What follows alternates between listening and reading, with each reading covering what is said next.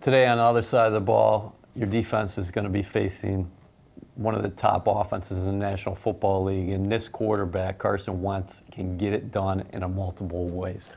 Yeah, I mean, you got a guy that's not afraid to hold on the ball, not afraid of contact. He's a big man. I mean, he is a big man. I mean, you're talking a guy that is probably bigger than Josh Allen and runs close to about the same as him. Very aggressive team. Like, they're going for it. 4th and 5, they're going for it. I mean, you can see here, guy coming free in his face. This is something we talk about regarding Sam. Sometimes he doesn't have to necessarily be set to get the ball out. And here he is. He's backing up a little bit. This is where you see a lot of quarterbacks make mistakes and balls get batted down. The arm angle changes.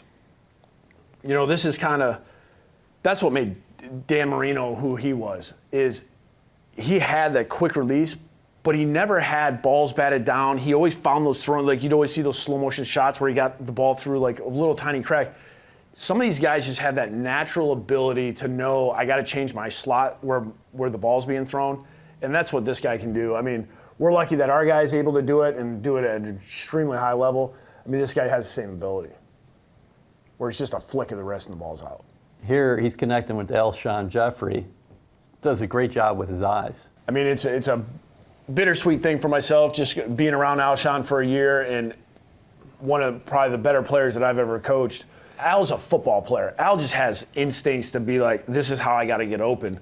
And you can see here, like a lot of guys, if this happens, the route's open. Yep. And Al's able to fight through this thing, and you can see here, that's wide open in the NFL. Like that's hard to do. That's hard to be that open in the NFL, and that's on Al. It's not on anybody else. I mean, scheme didn't get him open. He got himself open. This is one of the things that drives defense coordinators insane, is it's 3rd and 15. There's no give up downs with a guy like this. He's saying, call the drop back pass, call the sticks route, call 4 verticals. I don't care. I'll make a play. The whole thing about 3rd and long that makes it hard is the rush gets home. Like, you're holding on the ball longer because you have to get further down the field to convert. So the rush is going to get there. Well, when you got a guy that can move and then make a play, now that causes problems. And your guys this afternoon, rush lanes, integrity, discipline, correct? It's the same. I mean, all 3 of these, the first 3 games were the same thing. I mean, we played 2 guys that were both mobile, can make plays with their feet. We had to do a good job of basically, like we say, crush a can, keep him in the pocket, make a play in a phone booth. And then it's the same thing when you play Tom Brady. If you run around him and you're not pushing in the middle and he has time to step up and stand there, he's going to be a problem. And it's the same thing. We have to keep him in the pocket. We have to make sure that we have a lot of bodies around him. We got to make him feel his presence, make him hard to throw. All right, let's take a look at some of your rush defense so far this year. Number 8 in the NFL in terms of yards per game, 6th in terms of yards per carry. We see 57 in there. You lose C.J. Mosley in week 1 dealing with that groin issue. But the first 3 quarters against the Bills, you guys were all over it. Yeah, I mean, these guys have been doing – I mean, it starts with these guys right here. Those guys up front do a great job. You can see here, Steve, this is a really good job of defeating his block. Even though he kind of goes down on a knee, gets back up, makes this play. You can see here Leonard, I mean, this is the world he lives in, where it's 2, 3 guys touching him majority of the time, especially in the run game. This is why, for me, his value to me is extremely high, because that means he's free to go, he's got one-on-one. He's opening up things for a lot of people. That's what makes him difficult to go against. I understand for going against him the last 3 years, it was hard to do. Every play you were on, 2 guys. I mean, you wanted to make sure that he was handled. Now, this is one of those. This is what we like to call a gap scheme. So it means you got a puller. Okay, Frank's going to follow the puller here. We're in a, most teams say it, a bear front, which we're really kind of you got the 3 interior guys covered up, edge player, or a lot of times that guy will do that. So you can see here, our guys do a good job. They have angles here. Mm-hmm. That's why they're doing this scheme, to where they got 2 here. They're trying to block back here. They're trying to block back here. The problem is it's got to be that guy, CJ, on the puller possibly, or our outside guy that's coming off. Be free. So one of these 2 guys is going to be free right now, because of the way that they're trying to do this, where he's coming over here to try to block one of these guys. We got a guy free here and a guy free here. The reason why we're showing Mosley right now is whenever he comes back to the field is that your run defense isn't even going to be better. Yeah, I mean, he's such a good tackler. His experience, like he knows when something goes wrong and he knows how to fix it. So that's where his, like, the value increases. This guy's an eraser type player where he makes mistakes go away.